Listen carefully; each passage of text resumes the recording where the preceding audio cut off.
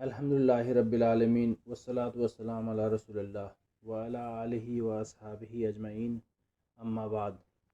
Fa'uzu billahi minash shaitanir rajim. Bismillahir rahmanir rahim. Dear brothers and sisters, today I am going to talk on the subject about the Prophet Muhammad sallallahu alaihi wasallam. Prophet Muhammad sallallahu alaihi wasallam had a pleasant face that was round, white and fair. His hair fell into his earlobes. His beard was thick and black. When he was pleased, his face would light up. His laugh was no more than smiling. His eyes were blackish, and his eyelashes were long. His long eyebrows were curved. When the eyes of Abdullah ibn Salam, the chief Rabbi of Medina, fell on his face, he declared that such a noble face would not be the face of a liar. He was of medium height, neither tall nor short. He walked inclining forward. He wore tanned leather sandals. His pants would reach to the middle of his shin or sometimes just above his ankle. On his back, towards the left shoulder, was the seal of prophethood. He was it was the size of pigeon's egg, with spots like moles on it. His palms were described to be softer than brocade of silk. He was recognized by his fragrance. When he approached from a distance, drops of his perspirations were described to be like pearls. His companions collected his sweet to mix with their perfumes, which made them even more fragrant. Islamic doctrines holds if someone has been blessed with the vision of the Prophet in a dream as described, then indeed they have seen him. He would keep silent for a long period of time and was the most dignified when silent. When he spoke, he uttered nothing but the truth in a voice pleasing to the ears. When he when he did not speak rapidly as many people do today, rather he spoke in a clear speech so that those who sat with him could remember it. His speech was described to be such that anyone who wishes to count his words could have done so easily. His companions described him to be neither vulgar nor indecent. He neither cursed people nor abused them. He merely reprimanded by saying, "What is the matter with such and such people?" The most hateful conduct of to him was lying. Sometimes he used to repeat himself twice or even thrice to enable the listeners to understand him well.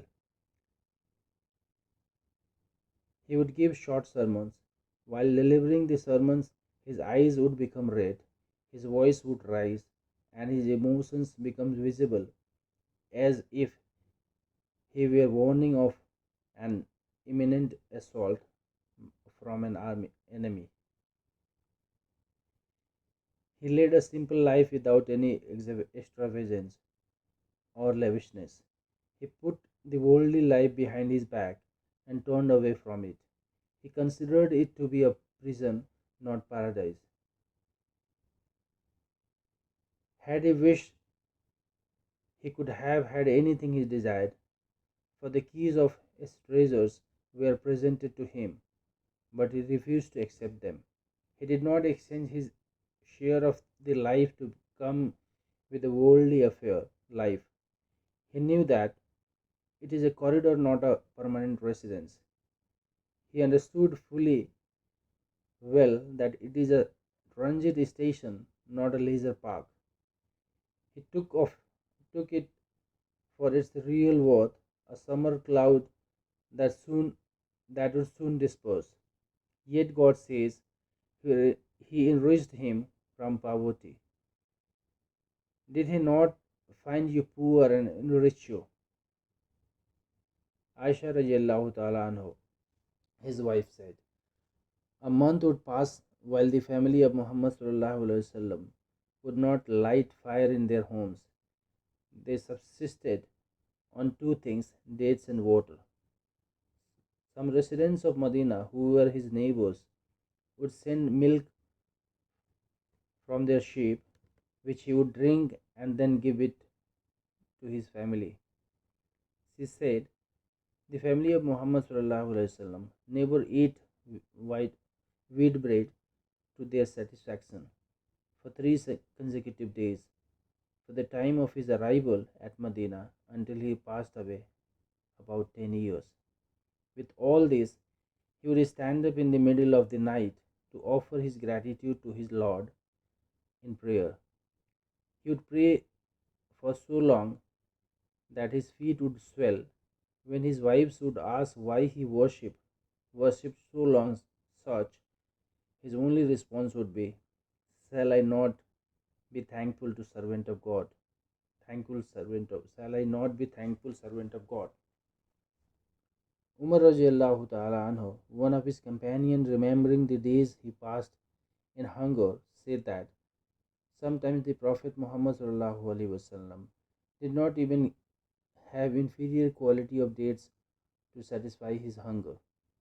Abdullah ibn Masud, another companion and eyewitness, says that once Prophet Muhammad sallallahu alaihi wasallam, may the mercy and blessing of God be upon him, woke up from sleep. The marks of the mat made out of date palms, leaves on which he used to sleep, were etched on his body. Abdullah complained, my father and mother be ransomed for you. Why did you not let us prepare something softer for you from which you could protect yourself? He replied, I have nothing to do with this world.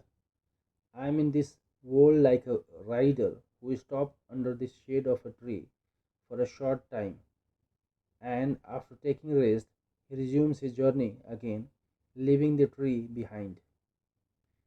Various conquerors in the annals of history are known for spilling rivers of blood and erecting pyramids of skulls. Muhammad sallallahu alaihi wasallam, may the mercy and blessing of God be upon him, is known for his forgiveness. He never took revenge from anyone who wronged him, to the point that he never struck anybody with his hand, neither a woman nor a servant, unless he was fighting in the battle. His forgiveness would be seen on the day he entered Mecca as a conqueror after 8 years of exile. He forgave those who persecuted him and forced him and his family in exile for 3 years in rugged mountains. He had accused him of being a lunatic, a poet, or one possessed.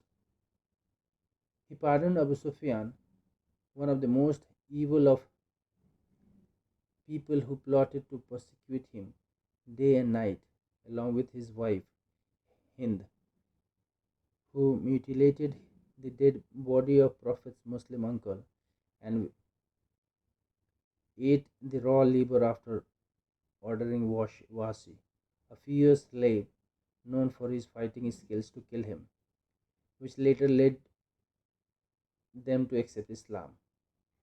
Who else could be on such an exalted standard of character but the noblest and most truthful messenger of God?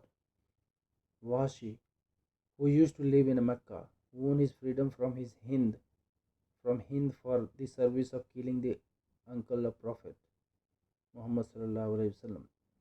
When Islam gained dominance in Mecca, Wasi ran away from Mecca to Taif. Eventually, Taif also succumbed to Muslims. He was told Muhammad sallallahu alaihi wasallam would forgive anyone who accepted Islam, even though the crime was so great.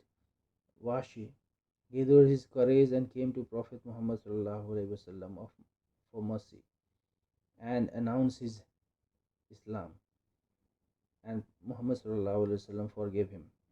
His forgiveness even extended to Habbar ibn Aswad when Zainab, the Prophet's daughter, was migrating from Mecca to Medina, the Meccans tried to stop her. Habbar was one of them. He made the Prophet's pregnant daughter, fall from her camel. As a result, she lost her baby. Running away from the guilt of his crime, Habbar fled to Iran. But God turned his heart towards the Prophet. So he came to Prophet's court, acknowledged his guilt, bore the testimony of faith, and was forgiven by the Prophet. Muhammad performed physical miracle with God's permission. He split the moon into two halves by merely pointing his finger at it.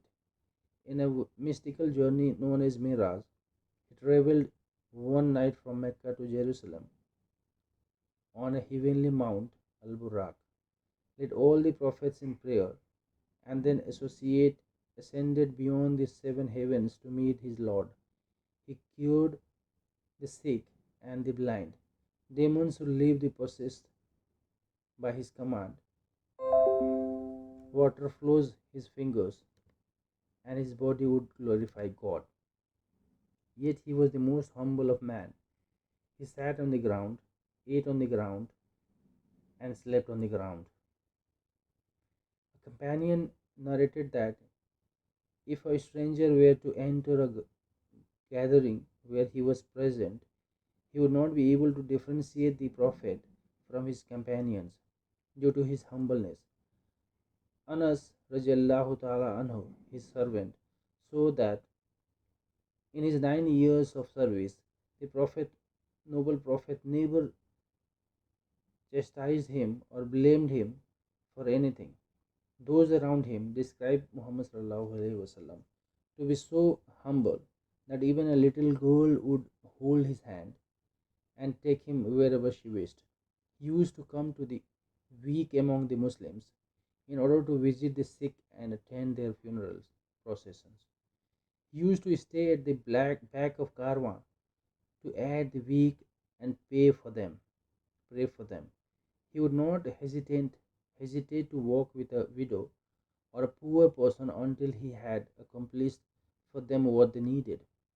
He responded to the invitation of even slaves, eating nothing more than barely bread with them.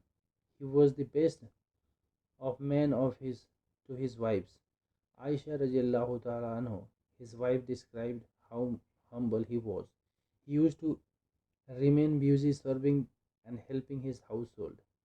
And when the time for prayer came, he would perform ablution and go for prayer. He would patch his own sandals and sew his own garments. He was an ordinary human being, searching his clothes for lice, milking his sheep, and doing his own chores. Indeed, he was the best of all the people to his family. His personality was such that people were not driven away from him. Such was the noble prophet of God, who we must love more than our own selves, and whom God has described as indeed the messenger of God. You have a good example to follow. وجزاكم الله خيرا والسلام عليكم ورحمة الله وبركاته.